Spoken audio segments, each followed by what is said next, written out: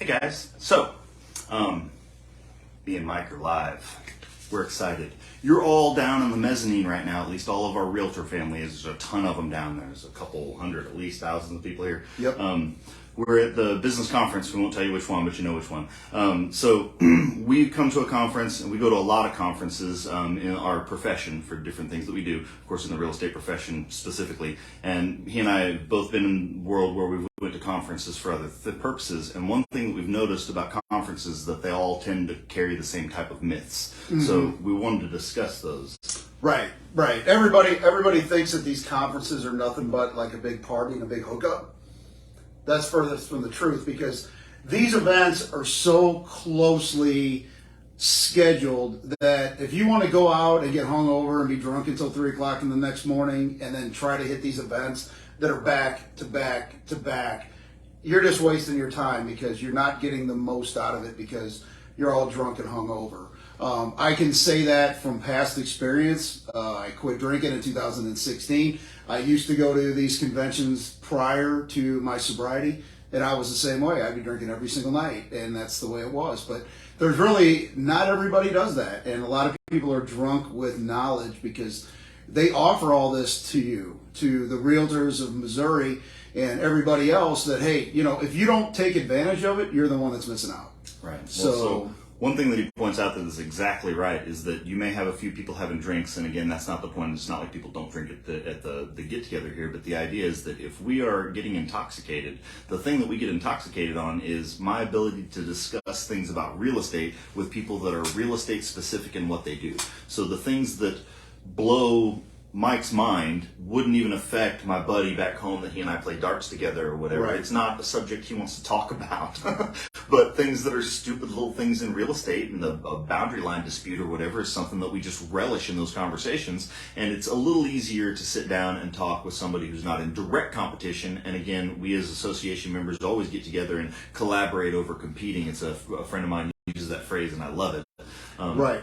And it kind of, that's a great point, Cricket, because we're not in competing markets. So when you talk about a boundary dispute, my boundary dispute in a subdivision will be a lot different than Cricket's boundary dispute on 80 acres, rural, in the middle of nowhere. So there's going to be two different things that we always discuss, and that's kind of the reason why we came up with this concept of the Missouri ponds and pools, is the fact that we're so contrasting on a lot of these things. And that's a lot of what business conferences do, is get those different minds that are like minds together to be able to discuss these subjects from different areas. And we come up with some really great ideas.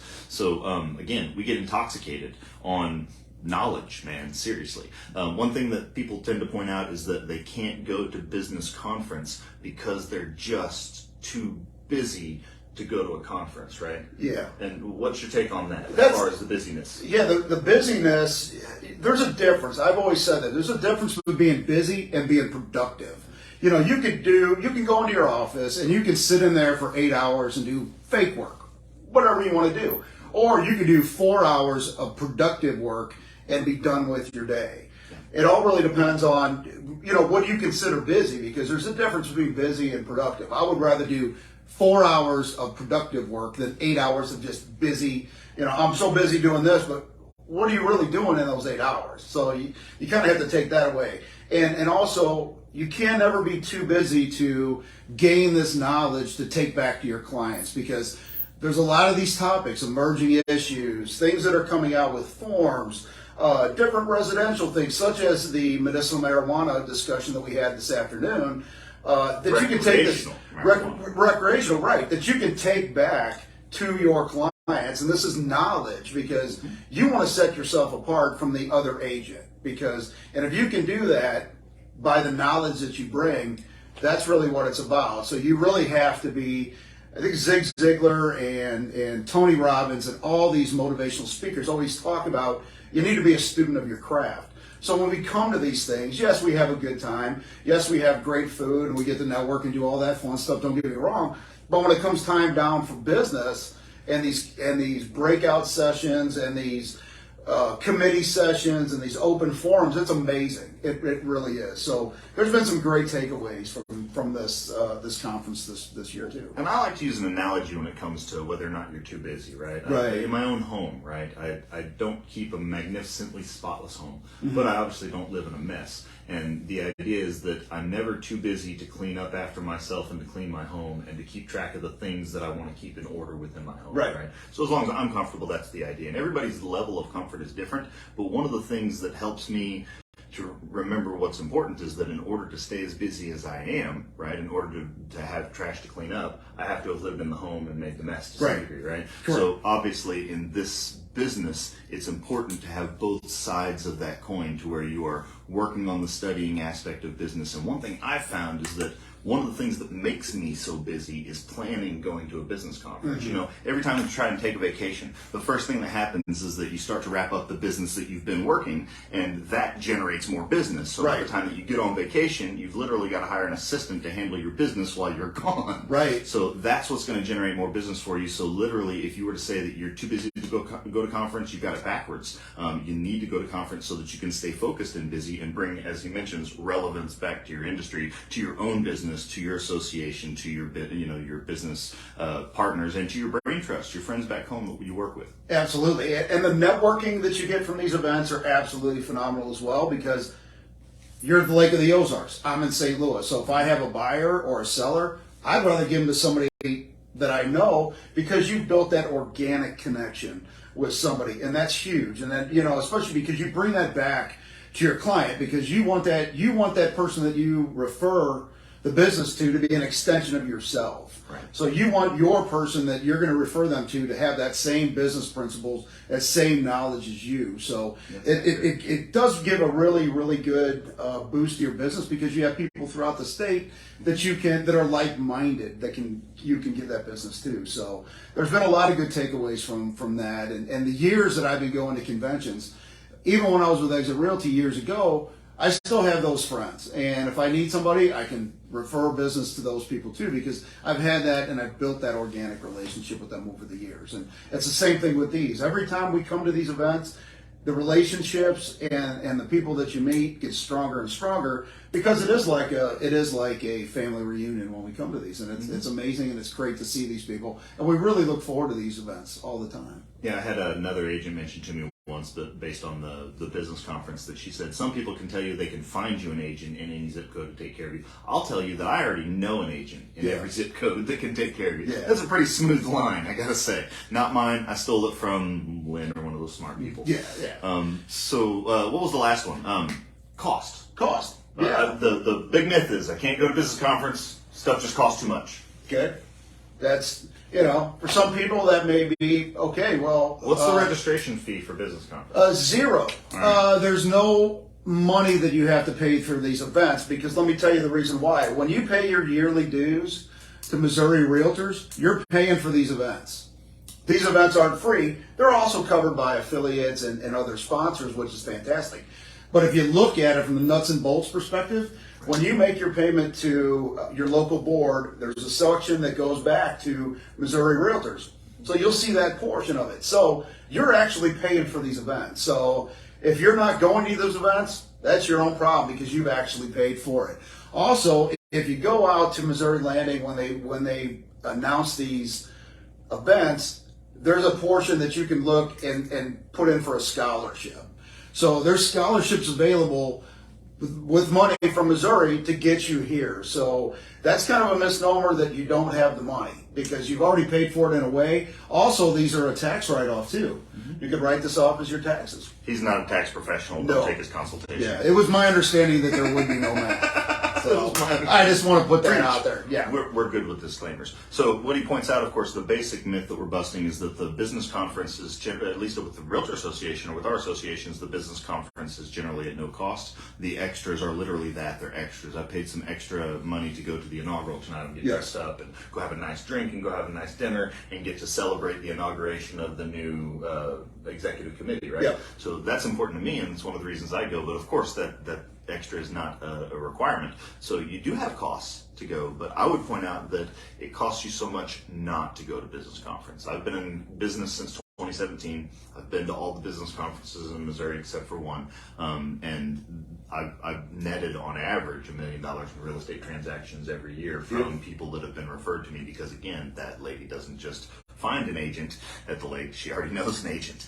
And after we sat and chatted for 2.5 hours about weird stuff like property lines or septic tanks or the fact that Ameren owns the lake and stuff like that, she knows that I know my stuff. So you know what, Craig, it gives me to think about something. You can also, you'd have to live with your local board, but if you get on your local board as a state director, they will compensate you. Most boards will. You'd have to check with your local board. But you can get compensated to come to these events because you're getting involved from a state level. And then, of course, there's state, you can get to a certain level within state involvement where there's also compensation. Of course, your point is that there's some defrayment of costs available, first of all. Second of all, you're going to pay yourself back with the knowledge that you get and the ability to do the job. And for what it's worth, just a basic disclaimer, Mike and I don't get paid anything from any association anywhere to give you this information. This is logical, makes sense to us, and we're going to pass that logic along. We're glad that at least a couple people are able to view and see this and be following along, right? Yeah, it really is. It's beneficial when you do come to these events, and like I said, the network opportunity, and maybe just to get out of your town for a couple of days, and maybe get here, recharge, do some business planning while you have some downtime. So there's a lot, but the thing is, you got to make the effort. Okay, the money's there, but okay, you got to put in an application. So you have to really make the effort. Take advantage of the heated pool down there. That would be nice. Yeah. We're a little busy with chasing stuff around. This has been an interesting one with the recreational marijuana discussion. That was very interesting. We've got stuff coming down the pipeline that we've got a lot of precedents from other states for. So we were able to gather some more information. We had our last discussion, Facebook Live podcast or whatever about that. So if you've got questions, we can further answer those. If you weren't able to bring full questions before, maybe a little bit more information and bring it to us so that we can pass those things back to you with answers like, are you able to whatever, or should I, whatever. Right. We try not to advise other realtors based on what, again, your brokerage is supposed to advise you on what to do, but the general plan and the general knowledge going forward is really important, like what needs to be disclosed and how it's disclosed. Yeah, like they mentioned with this, the whole recreational marijuana thing in Missouri, it's so in its infancy. So there's going to be a lot of gray areas of what we can and can't do. So this information is going to be coming out hot and heavy, and it's going to change quite a bit. So any information that we give you now may change in 6 months. So we'll always reference our source. So you'll be able to, if you want, go back to that source at some other time and see if that is updated. We'll provide some of those updates, as well, because this is something that affects real estate in a whole, and it's just in its infancy. So this is going to continue on for the next couple of years until they get all this stuff worked out. So one of the many things that we'll be focused on studying on anytime there's a referendum or a discussion like this, we're going to be involved in it. Yes. You got any particular takeaways from this conference? We've got board of directors tomorrow still, so yes. We've got some decisions to make. We've got a district briefing in our areas. If you don't know how that works, that's the next step. Yeah, I think those are 9 o'clock? Yep, early in the morning we do the briefings, and then we go into the board of directors meeting to start making some decisions. Now, you're voting this year. I'll vote. I'm a president this year. Also, a little quick personal plug. I will be getting up in front of the General Assembly and leading the charge of the Pledge of Allegiance. That's awesome. So, being ex-military, I gave them a military photo of me, so I don't know if they're going to use my military photo or if they're going to use my headshot of when I was 25 pounds fatter. But that's a whole nother story. But getting back to it, my takeaway this year is I've seen a lot of engagement from people that I've never seen talk at some of these output meetings, which have been fantastic, because one of the things that we always push is diversity, and everybody's voice needs to be heard.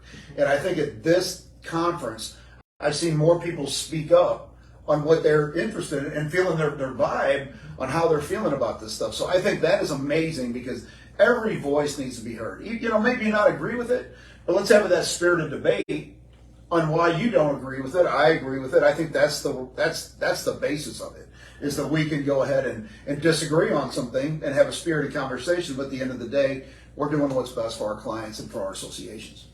Right on. Yeah. What about your takeaways, man? What have you got? So this year for me was I'm immediate past president of my local board, so I get a few less obligations. Like, for example, I'm not voting on the board of directors, but I'm still going to be involved in paying attention to the conversation, right. Obviously. So for me, it's about This one's been about rising up above that ingrained level to the what I think Caitlin calls the 30,000 foot level, right, where you can get things from a better perspective. And it's really helped me to understand what the next steps in the path would be. You'll notice I'm wearing my member engagement committee. This is the first time I've gotten a committee, so I get the badge right on my right. Yeah, I like it. One of the things that's cool about that committee is you get to be involved in conversations that make you think about what's next and what's the next step, right? So watching through the involvement in the committees, I'm able to bring suggestions forward to risk management, for example, or to other portions from member engagement to the next step to help engage members better. And this year's for us at the local level and for the national level and state level, it's all been about engagement. And of course, that's, as you know, I think the word's getting around amongst members of our 1.5 million person association that being engaged is the best way to affect the change that you want to see, right? It's the whole be the change you want to see in the world. You have to be engaged in order to do that. And once you're engaged, it's a whole lot easier to understand the conversation. Right. You know, and like I said, you can't just sit on the sidelines with some of these issues either. No. You know, if there's something that interests you or there's something that you feel passionate about, speak up, because that's what it's about. We need those ideas. We need that blood. We need that fresh vibe of, hey, how can we make this better for not only our members, but for our boards and for our you know, our clients? So that's, you know, you got to be an investment in yourself. That's really what it comes down to. Yep, it really does. So coming to these events, I've been coming to them for years, and they're absolutely amazing. So last disclaimer, these are our personal thoughts and do not represent the opinion of the state association or national association or our local association. Or any of our brokerages. But if you'd be curious how those systems work or how that brokerage works or how the association works, you've got plenty of contacts within the system, so feel free to reach out. I think one of the last things we should leave them on is a view from the 33rd floor. What do you think? Absolutely. And hey, we're going to be going live again in about 2 weeks. We haven't really discussed yet what our topics are going to be, but we're thinking maybe some automation.